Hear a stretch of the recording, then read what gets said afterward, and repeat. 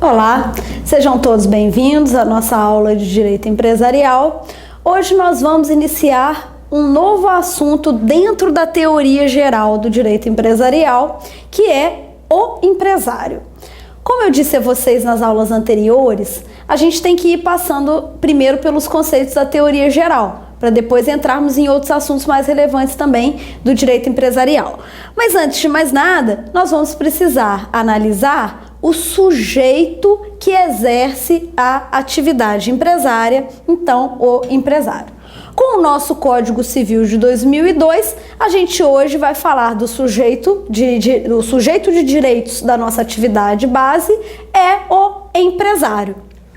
Voltando ao 966, que é aquele que define a empresa, ele também vai trazer a definição de empresário, porque ele diz que considera-se empresário quem pratica profissionalmente a atividade econômica organizada para a produção ou circulação de bens ou serviços. Então, o empresário nada mais é aquele quem pratica... deixa eu voltar aqui. O empresário nada mais é do que aquele que pratica a atividade empresária. É o sujeito que organiza a atividade empresária. Considera-se empresário quem pratica profissionalmente atividade econômica organizada para a produção ou circulação de bens e serviços. Se a gente pegar essa atividade econômica organizada para a produção e circulação de bens ou serviços e substituir pelo conceito que nós vimos nas aulas anteriores, como é que vai ficar? Considera-se empresário quem pratica profissionalmente a empresa. Então, considera-se empresário aquele que pratica a atividade de empresa. Observem que trata-se, nesse caso, de um conceito material de empresário. Ele vai ser o sujeito desde que ele exerça a atividade. O 966 nos dá perfeitamente essa ideia. Ele não está dizendo que empresário vai ser quem se registra como empresário, quem se determina como empresário. Ele está dizendo que empresário é aquela pessoa que pratica a atividade empresária. E o que tem de importante no início do artigo 966?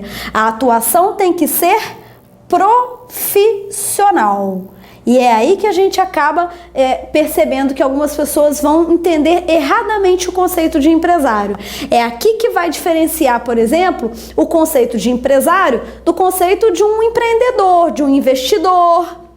Para ser empresário tem que ter atividade profissional. A pessoa tem que ter aquela atividade ali como uma atividade lucrativa dela, como uma atividade de profissão dela. O que eu quero dizer com isso?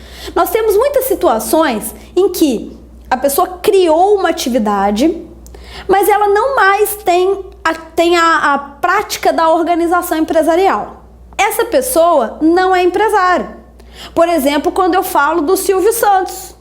O Silvio Santos, ele é um grande empreendedor e a gente o chama, coloquialmente de empresário. É um grande empresário. Sim, ele seria um grande empresário se eu falasse no conceito anterior, no conceito aquele econômico que eu me referi. Agora, o Silvio Santos, ele não tem mais atividades nos grupos, nas empresas dele, de organização, de comando, não de forma profissional.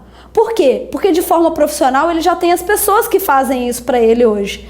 Então, é claro que ele participa em algumas decisões, das sociedades empresárias, dos tipos empresariais que ele possui. Mas ele não tem mais aqueles cargos de presidência, de organização cotidiana, porque isso ele já deixou para outras pessoas.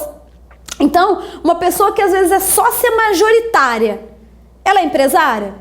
Não necessariamente, porque se ela não pratica a atividade, se ela não vai praticar a atividade de empresa cotidianamente, profissionalmente, não é empresário. O fato de ser acionista e ter uma participação, por exemplo, num conselho de administração, em que a pessoa vai lá uma vez no mês, uma vez a cada 2 meses, para dar opiniões, para poder expressar algumas ideias, não a caracteriza como empresário. O que caracteriza como empresário é o exercício profissional. Então, nós precisamos corrigir essa visão coloquial que vem antes do Código Civil de 2002. Porque antes do Código Civil de 2002, a gente estava acostumado a chamar toda e qualquer pessoa que era empreendedora de empresário, né? Hoje eu não posso falar mais assim. Hoje eu tenho que ter o conceito técnico de empresário. Então eu não posso usar empresário como investidor, como empreendedor, uma pessoa que tem parte das ações de uma determinada sociedade anônima, que tem cotas de uma sociedade limitada. Eu não posso mais chamar essas pessoas de empresário, porque elas não são empresário. Quando se tem sociedade, na questão material, no conceito material, eu posso dizer que os administradores são empresários, porque eles que organizam, eles que praticam, eles que fazem na materialidade, são eles que organizam a empresa. Só que formalmente é a própria PJ, é a própria pessoa jurídica que é empresário. Por que é a pessoa jurídica que é o empresário? Porque a atividade vai ser exercida no nome da pessoa jurídica. Vai ser exercida pela pessoa jurídica. Formalmente falando, o administrador, ele apenas o quê? Representa a pessoa jurídica. Ele apenas representa a pessoa jurídica. Ele faz a ligação da existência da pessoa jurídica. Mas ele ele não exerce por si só, ele exerce representando. Então, materialmente, é ele que faz, é ele que organiza tudo.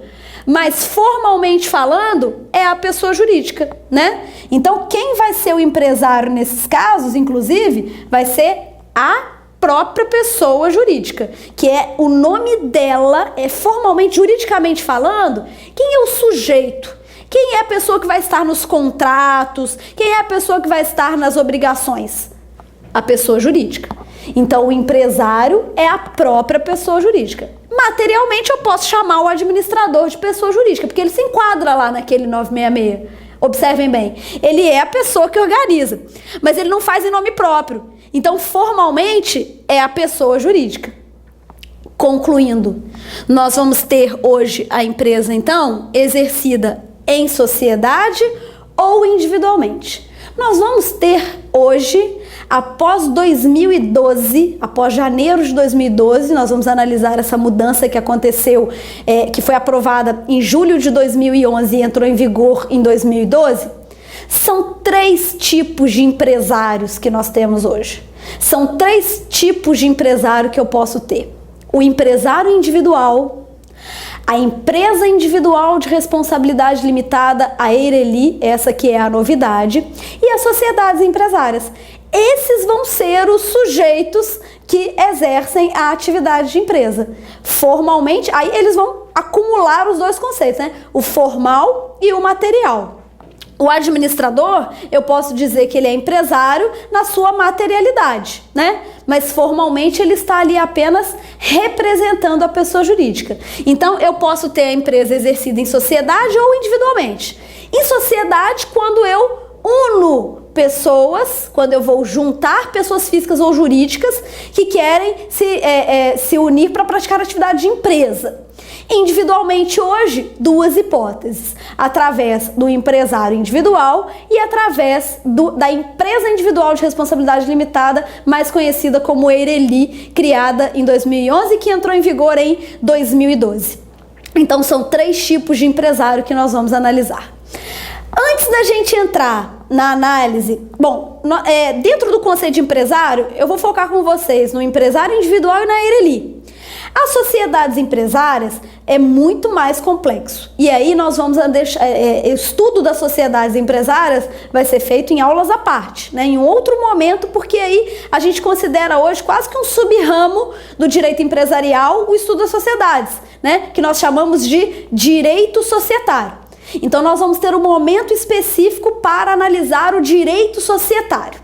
Aqui nessa parte de empresário, então, nós vamos estudar o empresário individual e a EIRELI, ou seja, as formas em que a empresa é exercida individualmente, por um sujeito apenas, por uma pessoa que quer fazer de forma individual, sem se associar, sem montar sociedade com ninguém. Mas antes da da gente analisar essas duas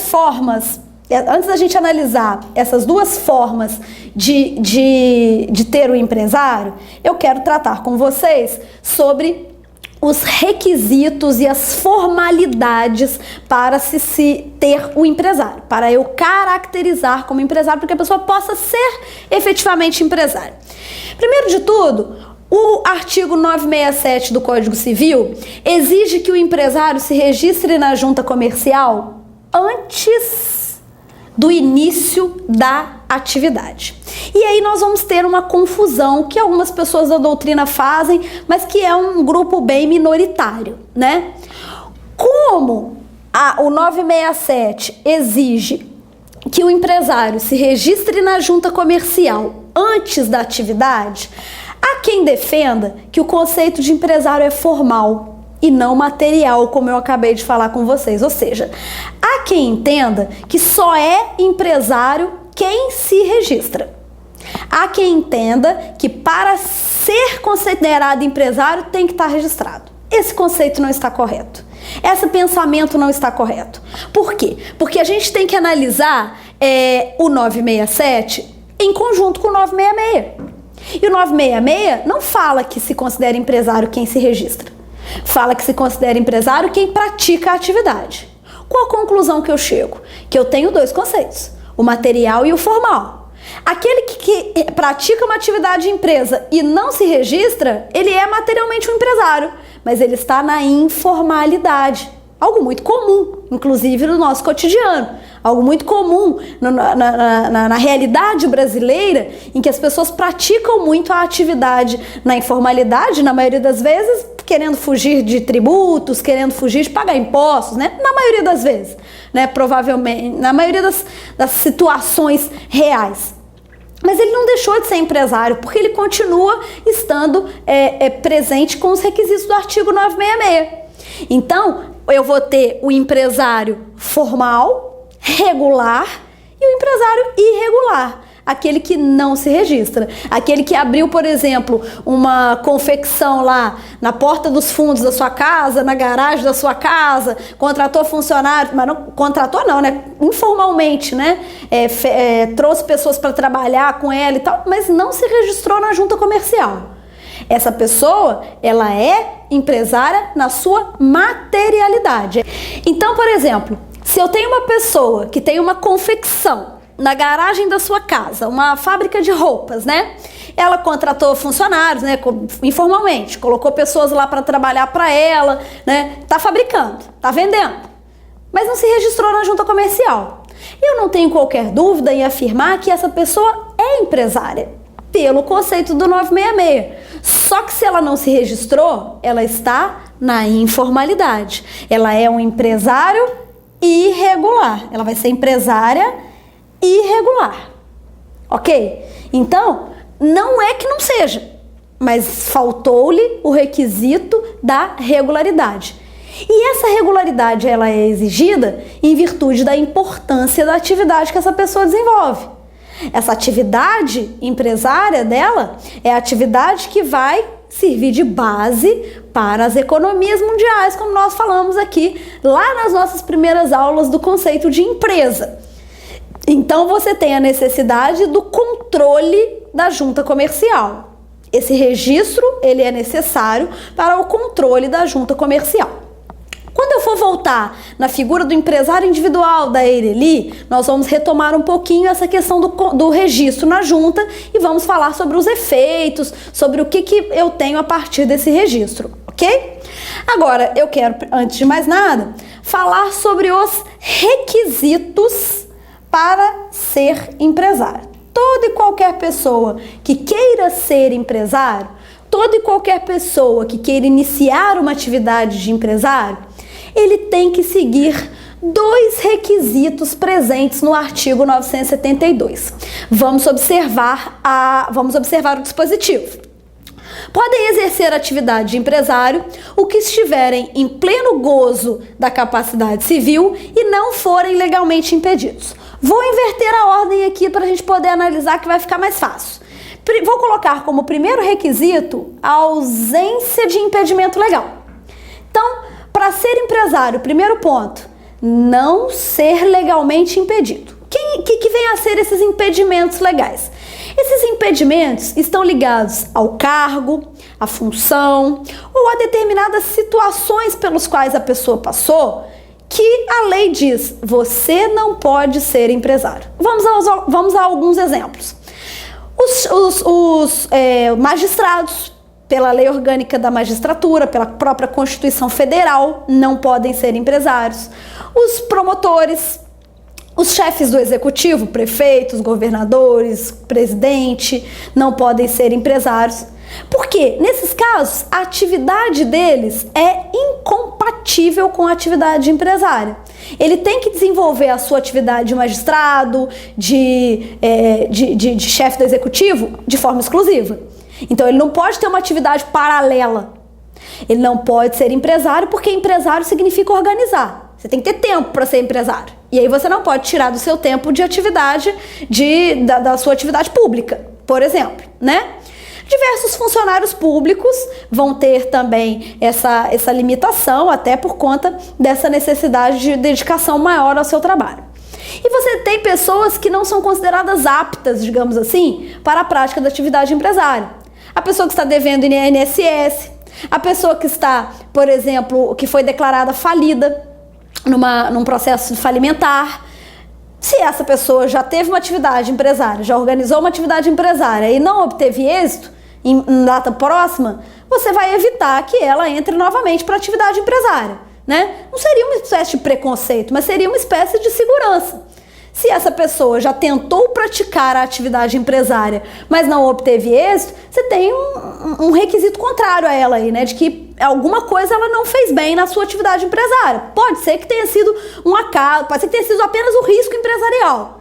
Mas eu não posso colocar isso para arriscar novamente, né? Então, determinadas pessoas estão impedidas de serem empresárias. Então, uma coisa importante, elas são impedidas de serem empresárias. Muitas vezes elas não têm impedimento para ser sócias de sociedade empresária. Porque investidor, sócio, como nós vimos, não é empresário. Então, às vezes a gente acha que essas pessoas não podem ter participação de ações, né, de cotas, mas em determinadas situações, quando não se configurar como administrador, como pessoa que tenha o exercício efetivo da empresa, pode ter, né? Então, um magistrado pode adquirir ações, né? Dependendo da situação, pode adquirir, não tem problema, porque isso não caracteriza como empresário. Essas pessoas, elas vão se declarar impedidas. E aí eu já adianto uma coisa para vocês. A junta comercial, quando ela vai fazer os registros, quando ela vai fazer o seu ato de registrar, ela vai preocupar apenas com a forma e não com a matéria dos atos. Então, o impedido, ele vai ter que se declarar sem impedimento, né? Se eu sou uma pessoa que sou impedida, se a pessoa é promotor de justiça, mas quer se inscrever como empresário, ele declara lá que não tem impedimento. Ele vai fazer, ele vai se inscrever. A inscrição dele vai estar irregular, mas ele vai se inscrever, porque vai haver uma falsidade ali. Então, é possível que o impedido acabe exercendo a atividade. E aí uma coisa importante que o artigo 973 deixou claro é que mesmo que eles pratiquem indevidamente, vão responder pelas obrigações contraídas. As obrigações contraídas por uma pessoa impedida de exercer atividade empresária não serão nulas, né? Não serão nulas ou anuláveis, serão válidas e eles responderão por essas obrigações contraídas. É uma forma de proteger o terceiro de boa-fé, que muitas vezes desconhece da existência daquele impedimento legal para a pessoa exercer a atividade empresária. Então, quem assume aí todo e qualquer ônus é o impedido que mesmo assim foi lá e praticou, né, e exerceu a atividade empresária, ok? Voltando ali de acordo com a lei, colocando como segundo requisito, a gente vai falar sobre a capacidade, né? O 972 falou que precisa estar em pleno gozo da capacidade civil e não ser legalmente impedido. Para a gente poder analisar essa questão da capacidade civil, eu vou precisar fazer uma leitura conjunta com o artigo 974. Porque o 972 só fala, precisa estar em pleno gozo da capacidade civil. Ora, isso é para toda e qualquer atividade, qualquer atividade privada, né? Qualquer ato da vida civil, eu preciso estar em pleno gozo. Mas se eu não estiver em pleno gozo, muitas vezes eu posso exercer o ato devidamente representado ou assistido, né? Então, um menor, um incapaz, ele pratica atos da vida civil. Não é que ele não pratica, ele pratica. Só que ele tem que ter a assistência ou a representação legal, dependendo da questão da capacidade, aí se for uma incapacidade relativa ou uma incapacidade absoluta. Então, quando eu leio lá só o 972 puro, precisa estar em pleno gozo da capacidade civil. O que poderia vir à cabeça a princípio? Então, o incapaz pode exercer, mas se ele tiver devidamente assistido ou representado, não seria isso? Aí, por isso que eu preciso fazer a leitura conjunta com o artigo 974. Observem bem. Poderá o incapaz, por meio de representante ou devidamente assistido, e é aqui que mora a nossa principal referência, continuar a empresa antes exercida por ele enquanto capaz, por seus pais ou pelo autor da herança. Olha só a conclusão que a gente chega. Não é possível a nenhum incapaz, e aqui não tenham medo desse nenhum nem desse nunca, é nunca mesmo. Nenhuma hipótese o incapaz vai poder se inscrever. Em nenhuma hipótese o incapaz vai poder iniciar a atividade empresária. O incapaz só vai poder ser empresário quando estiver nas hipóteses de continuação. Ou seja, pessoal, eu tive a inscrição do empresário de uma pessoa plenamente capaz, ou seja, maior de 18 anos e não interditada. Ou emancipada, né? Ou emancipada pode ser menor de 18 anos, se for emancipada. Então, maior de 18 ou de 16 a 18 emancipado e que não seja interditado. A inscrição inicial vai ser sempre assim. Mas eu tenho as duas hipóteses em que o legislador vai permitir a continuação da atividade empresária. E aí, essas duas hipóteses são hipóteses taxativas. São hipóteses taxativas. O 974, ele é taxativo. São duas hipóteses de continuação que vão ser apenas essa. Vamos dar uma olhadinha em cada uma delas, né? Então, ela vai ser continuada quando ocorrer uma das hipóteses do 974. Primeira hipótese, incapacidade superveniente, que é aquela partezinha que ele fala ali, exercida antes por ele enquanto capaz. O que é isso?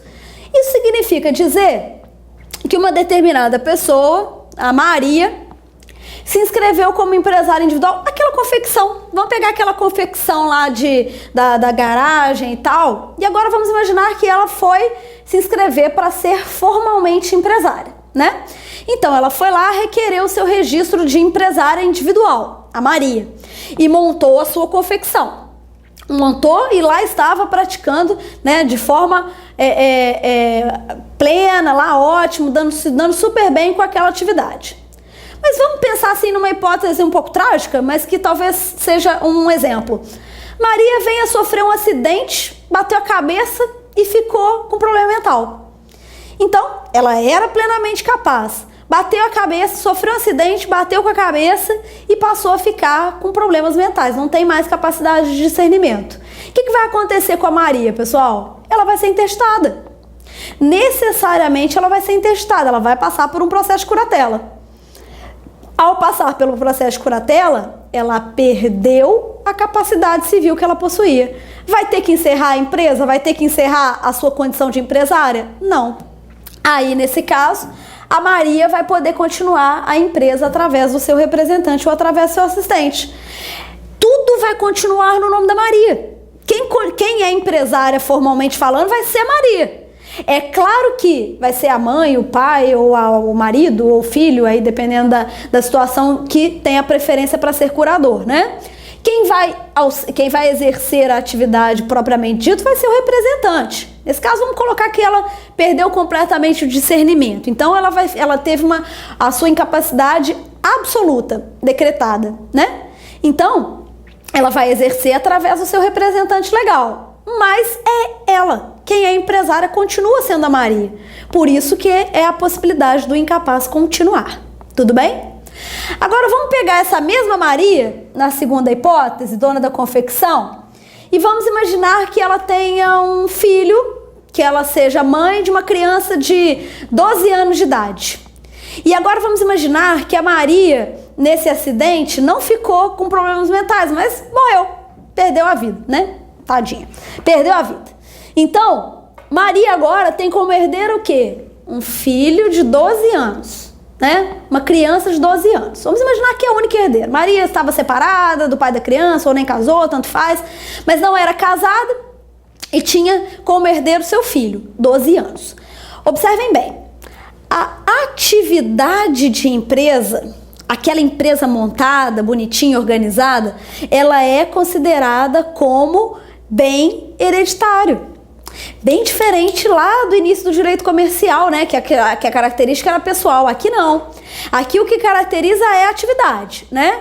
Então, se ela tem uma atividade empresária, essa atividade toda devidamente organizada, essa condição de empresária da Maria é passada por herança para o seu filho de 12 anos, que é o seu único herdeiro.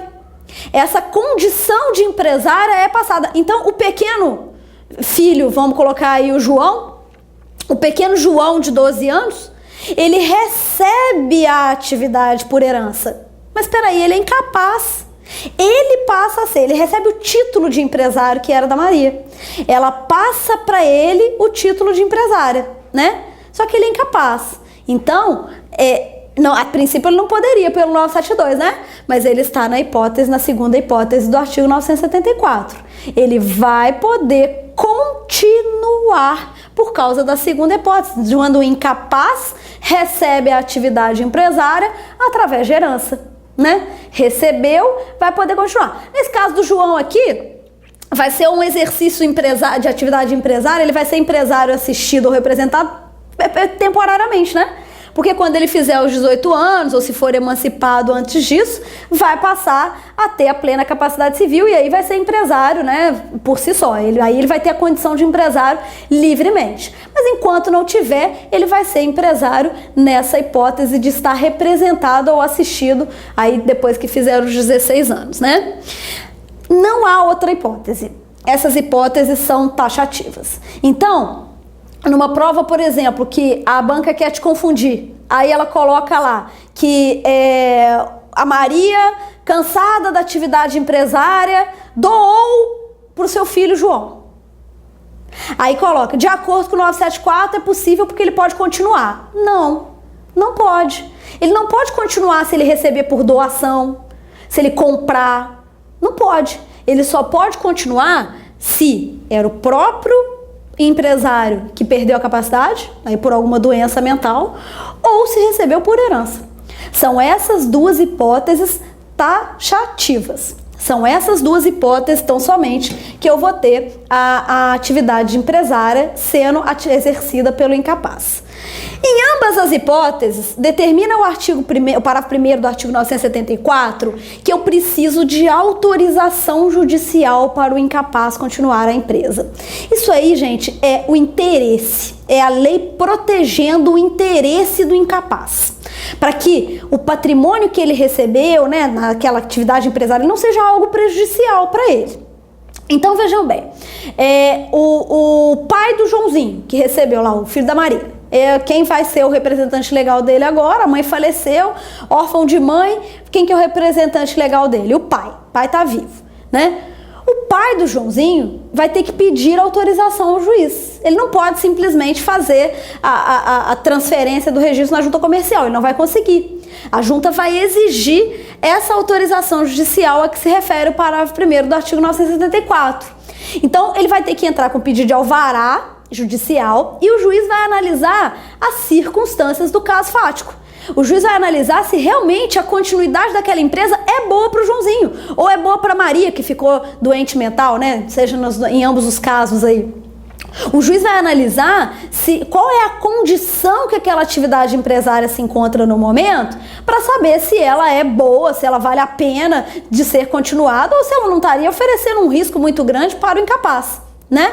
Porque se for uma atividade empresária que não esteja muito bem, né, que não esteja muito bem estruturada, que não esteja muito bem, né, na sua lucratividade, não vai valer a pena, né? Não vai valer a pena porque o incapaz vai acabar assumindo um risco.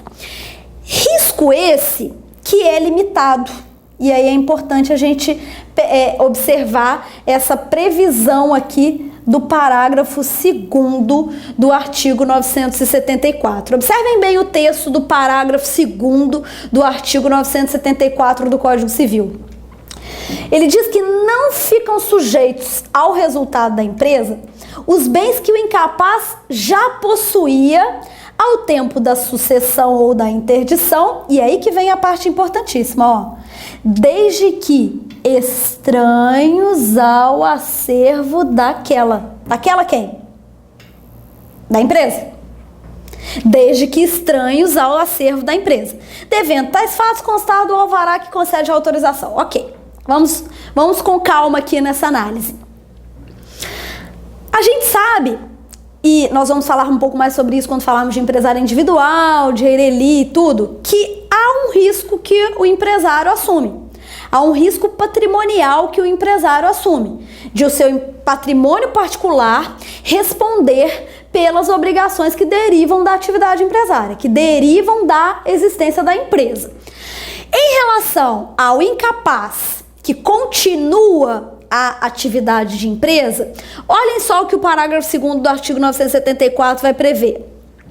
Os bens que o incapaz já possuía e que não foram adquiridos para o exercício da empresa.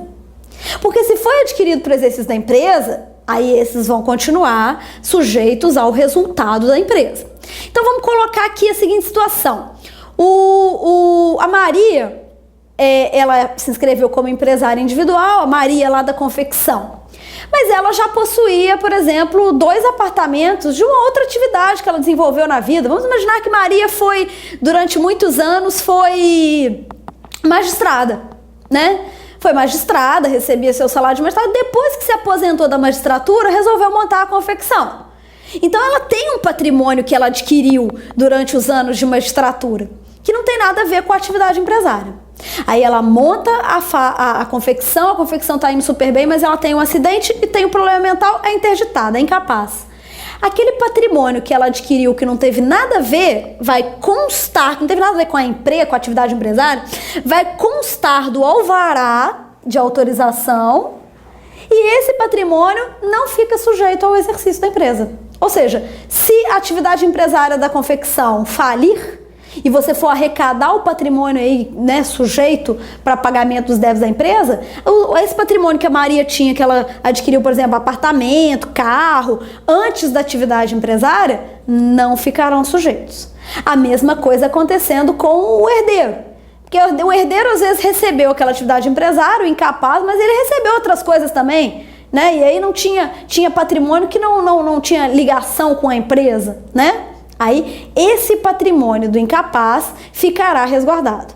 Esse patrimônio do incapaz não se sujeita ao exercício da empresa, não se sujeita ao êxito da atividade empresária. É a forma que o legislador encontrou de proteger, de continuar com essa ideia da questão da proteção do interesse do incapaz.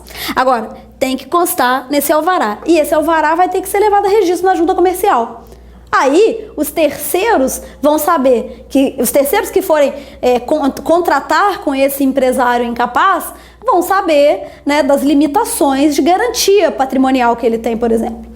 Então, você está protegendo o incapaz e o terceiro. Quando você exige que seja levado a registro na junta comercial, esse alvará de autorização para a continuação da empresa. Então, permitiu a continuação, a lei permitiu a continuação da atividade empresária e aí o incapaz vai ter essa proteção da legislação. Ele vai ter a proteção do seu patrimônio particular. Então, da mesma forma como o legislador cuidou de proteger o interesse do incapaz na necessidade de autorização judicial, ele protegeu também o patrimônio do incapaz ao dizer que ele vai ficar alheio, não vai ser atingido pelo êxito da atividade empresária. Bom, esses são os conceitos iniciais de empresário, né? Os requisitos para ser empresário, o conceito de empresário. Nas próximas aulas, nós vamos analisar agora a forma de dos empresários exercerem a sua atividade individualmente. E como eu falei com vocês, é através do empresário individual e da recentemente criada empresa individual de responsabilidade limitada. Ok? Até a próxima aula, então. Muito obrigada.